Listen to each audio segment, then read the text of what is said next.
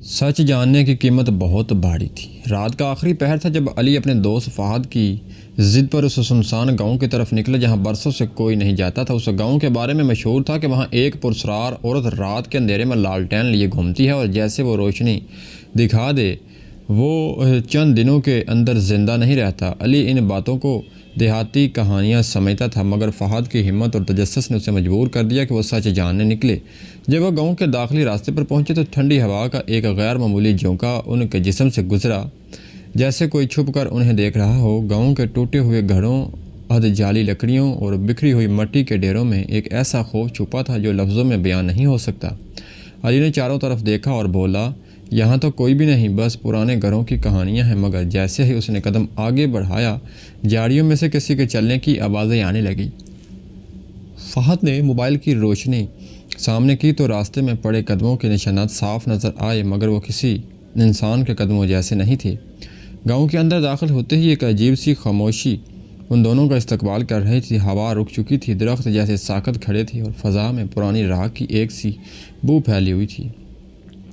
فہد نے بتایا کہ گاؤں والوں کے مطابق آخری خاندان یہاں 20 سال پہلے ایک رات اچانک غائب ہو گیا تھا۔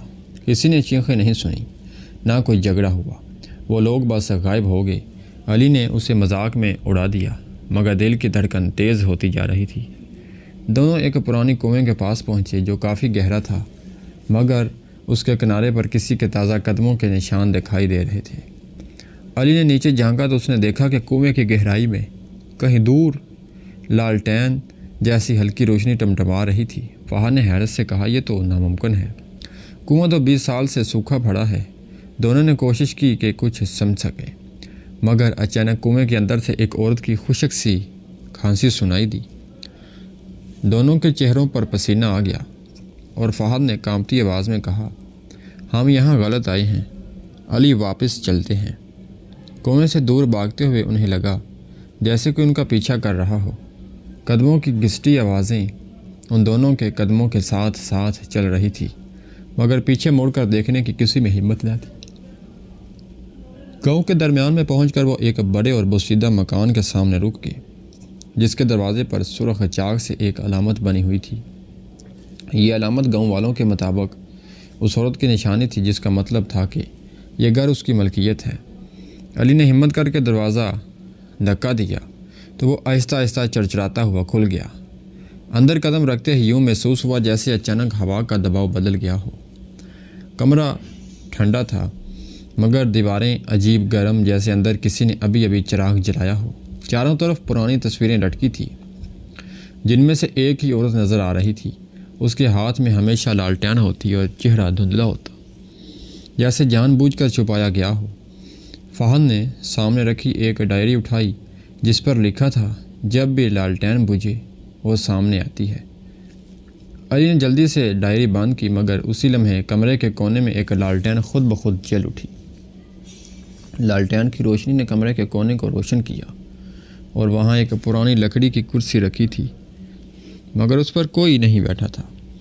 روشنی جیسے کسی غیر مرئی جسم پر پڑ رہی تھی۔ علی نے خوف کے مارے ایک قدم پیچھے لیا اور فہد کا ہاتھ پکڑ کر باہر نکلنے کا سوچا، مگر دروازہ زور سے بند ہو گیا۔ اندھیرا گھنا ہونے لگا، صرف لالٹین کی لرزتی روشنی باقی رہ گئی۔ اچانک اسی روشنی کے پیچھے ایک دھندلی عورت کا سایہ ابھرا۔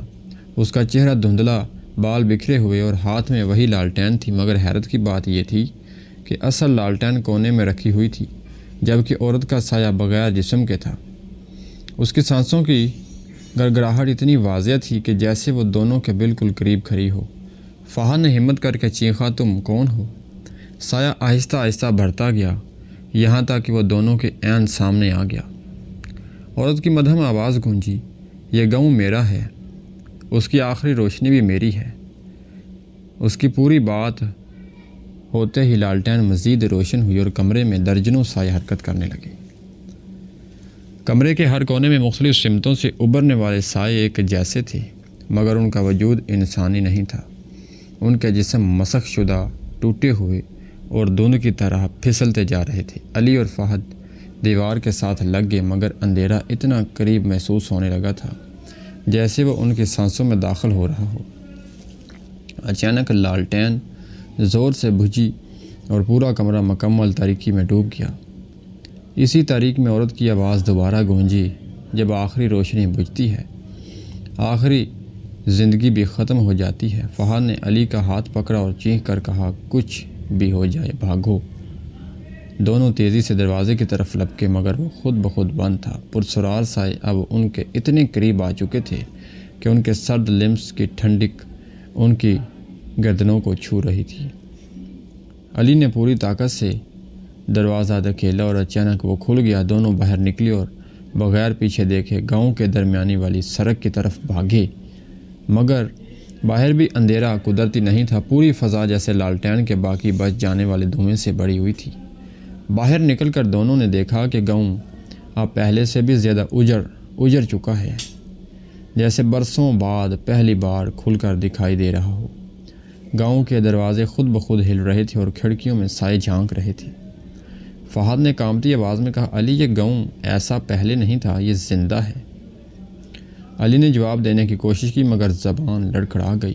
وہ دونوں بھاگتے ہوئے گاؤں کے وسط میں موجود بڑے برگدر کے درخت کے تک پہنچے، جہاں کہا جاتا تھا کہ آخری بار گاؤں والوں نے پناہ لی تھی۔ درخت کے نیچے مٹی کھردری ہوئی لگ رہی تھی، جیسے کسی نے حال ہی میں اسے چھوا ہو۔ جیسے ہی دونوں رک کر سانس لینے لگے، اچانک درخت کے پیچھے سے لالٹین کی روشنی نمودار ہوئی۔ وہی عورت، وہی سایہ، مگر اب لالٹین پہلے سے کہیں زیادہ روشن تھی۔ عورت آگے بڑھی اور بولی، تو تم دونوں نے میری گاؤں کی خاموشی توڑی ہے، اب تم اس کے حصے ہو۔ علی نے فہد کو دھکا دی اور بھاگنے کو کہا، مگر زمین اچانک لرزنے لگی، جیسے گاؤں خود انہیں روکنے کی کوشش کر رہا ہو۔ جیسے ہی وہ بھاگنے لگے، راستہ بدلنے لگا۔ گاؤں کی گلیاں اب اپنی جگہ پر نہیں تھی۔ جو راستہ پچھلی بار آگے جاتا تھا اب دائیں مڑ رہا تھا۔ جو گھر دور تھا وہ اچانک ان کے سامنے آ کھڑا ہوا۔ یہ کوئی عام گاؤں نہیں تھا، یہ ایک جیتا جاگتا جال تھا۔ دونوں دیوانہ وار بھاگتے رہے، مگر ہر گلی انہیں دوبارہ اسی برگدر کے درخت کے پاس لے آتی۔ وہ عورت آہستہ آہستہ وہاں نمودار ہو جاتی، جیسے کہیں سے بھی نکل سکتی ہو۔ اس کی آواز دور سے قریب ہوتی ہوئی یوں سنائی دیتی جیسے وہ کان میں سرگوشی کر رہی ہو، گاؤں سے کوئی نہیں جاتا، جو آتا ہے یہیں ٹھہرتا ہے۔ علی نے فہد کا ہاتھ مضبوطی سے پکڑا اور کہا، اگر ہم کہیں بھی رکے ہم مر جائیں گے، بس بھاگتے رہو۔ مگر فہد کی رفتار کم ہوتی جا رہی تھی۔ اندھیرے میں موجود سائے ان دونوں کا پیچھا کر رہے تھے اور ہر گزرتے لمحے کے ساتھ قریب تر آ رہے تھے۔ علی نے پیچھے دیکھا تو ایک سایہ اتنا قریب تھا کہ اس کی انگلیاں فہد کے کندھے تک پہنچنے والی تھی۔ ایک لمحے بعد وہ سایہ فہد کے کندھے پر چھو گیا۔ فہد نے ایک خوفناک چیخ ماری اور اس کا جسم ایسے لرزنے لگا جیسے ان کے اندر سے کوئی چیز نکالی جا رہی ہو۔ علی نے اسے پکڑنے کی کوشش کی مگر فہد کے جسم سے ایک بھاری ٹھنڈک اٹھنے لگی۔ اس کی آنکھیں خالی ہو گئی اور چہرہ بے جان ماسک جیسا لگنے لگا۔ اچانک فہد کی آنکھیں کے اندر لالٹین کی روشنی جھلکی اور اس نے سر اٹھا کر علی کی طرف دیکھا، مگر اب اس کی آنکھوں میں وہی سیاہ خلا تھا جو اس عورت کے سائے میں نظر آتا تھا۔ علی پیچھے ہٹا اور چینخ کر بولا، فہد تم میرے دوست ہو، ہوش میں آؤ۔ لیکن اب فہد کی آواز بدل چکی تھی۔ وہ آہستہ آہستہ بولا، آخری روشنی بجھ گئی ہے، اب تمہاری باری ہے۔ اس نے ہاتھ بڑھایا تو علی کی زندگی کی آخری ہمت جمع تھی اور الٹی سمت دوڑا۔